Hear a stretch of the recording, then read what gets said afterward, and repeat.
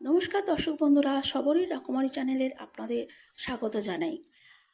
যে সমস্ত দর্শক বন্ধু আমার চ্যানেলটিকে অলরেডি সাবস্ক্রাইব করেছেন তাদেরকে জানাই অসংখ্য ধন্যবাদ, এবং নতুন দর্শক বন্ধুদের আমার চ্যানেলটিকে সাবস্ক্রাইব করার জন্য অনুরোধ জানাই।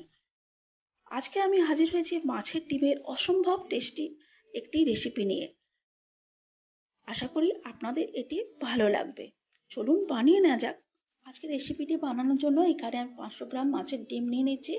একটা বোলের মধ্যে ডিমটাকে আমি রেখে তার মধ্যে দিলাম একটা বড় পেঁয়াজ কুচনো, পরিমাণ মতো বেসন, আমি এখানে 1 বাটি বেসন নিয়েছি, হাফ চামচ আদা রসুন বাটা, আর হাফ চামচ হলুদ গুঁড়ো,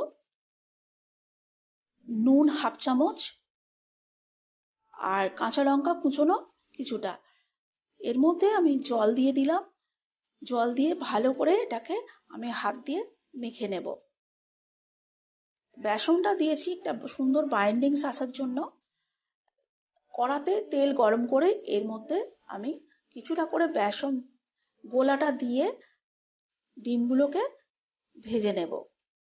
ছোট ছোট বড়ার আকারে আমি ডিমগুলো এখানে ভেজে নিচ্ছি।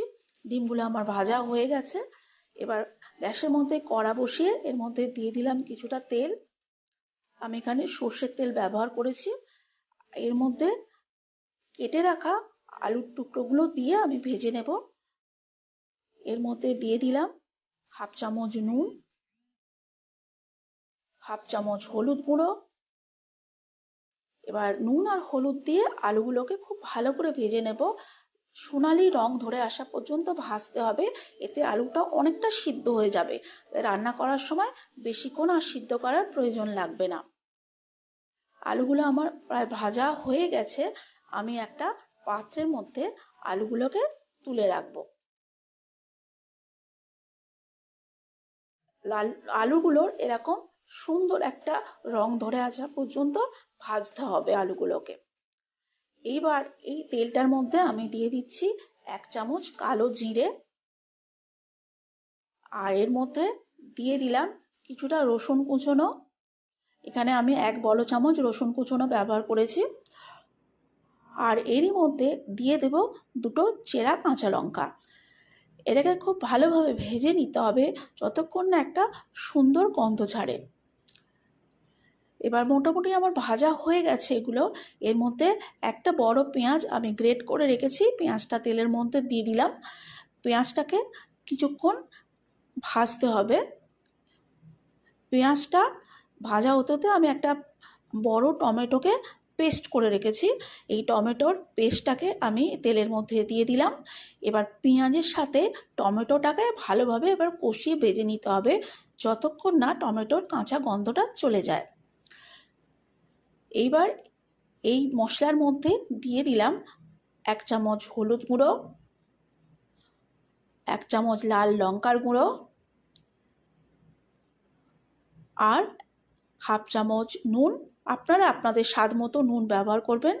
টেস্টের ব্যালেন্স রাখার জন্য 1 চামচ চিনি দিয়ে দিলাম। সমস্ত মশলাগুলি আর নুন চিনি ভালোভাবে একবার কষিয়ে নিতে হবে। দেখুন কত সুন্দর কালার হয়েছে এবং তেলটাও ওপর দিকে ভেসে উঠেছে। এর মধ্যে আমি দিয়ে দিলাম আগে থেকে ভেজে রাখা আলুর টুকরোগুলি। এবার আলুটার সাথে মশলাটাকে ভালোভাবে কষিয়ে নিতে হবে। এর মধ্যে আমি খানিকটা জল দিয়ে দিলাম। জল দিয়ে আমি এটাকে ফুটতে দেব। এটাকে ঢাকা দিয়ে কিছুক্ষণ ফুটতে দেব আমি।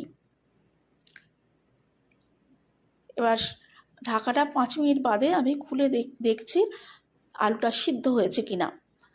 বেশ আলুটা খানিকটা সিদ্ধ হয়ে এসেছে আর জলটাও অনেকটা শুকিয়ে গেছে। আর আগে থেকে ভেজে রাখা বড়াগুলো আমি দুটো টুকরো করে কেটে নিয়েছি। এগুলো আলুর সাথে মিশিয়ে ভালো করে কষিয়ে নিতে হবে।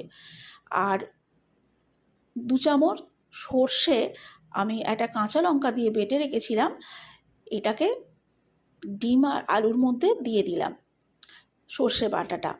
এবার আবার ভালো করে আমি কষিয়ে নিলাম। আর মিক্সি জারের মধ্যে যে সর্ষেটুকু লেগেছিল সেটা আমি জল দিয়ে ঢেলে দিলাম তরকারির মধ্যে, আর কিছুটা আরও জল মিশিয়ে দিলাম। এটাকে জল মিশিয়ে আমি 5 মিনিটের মতো ফুটতে দিয়েছিলাম। বেশ সিদ্ধ হয়ে এসেছে আর জলটাও অনেকটা শুকিয়ে এসেছে, কিন্তু আমি এখানে একটু বেশি জল ব্যবহার করেছি, যাতে আমি রান্নাটাকে একটু ঝোলঝোলই রাখতে চাই, কারণ যখন ঠান্ডা হবে তখন ঝোলটা অনেকটা টেনে নেবে।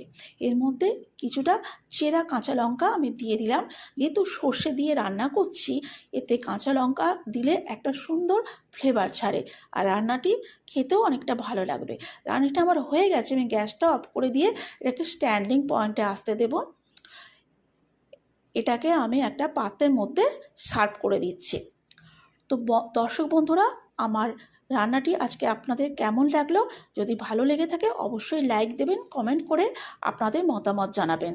আর নতুন দর্শক বন্ধুদের অনুরোধ জানাই আমার চ্যানেলটিকে সাবস্ক্রাইব করার জন্য, পাশে থাকা বেল আইকন প্রেস করে অল নোটিফিকেশন অন করে দিন, যাতে করে আমি যখনই কোনো নতুন ভিডিও শেয়ার করব, রেসিপি শেয়ার করব, আপনাদের কাছে নোটিফিকেশান খুব সহজে পৌঁছে যায়। আপনারা ভালো থাকুন, সুস্থ থাকুন এই কামনা করে আজকের ভিডিওটি এখানে শেষ করছি। Bye bye.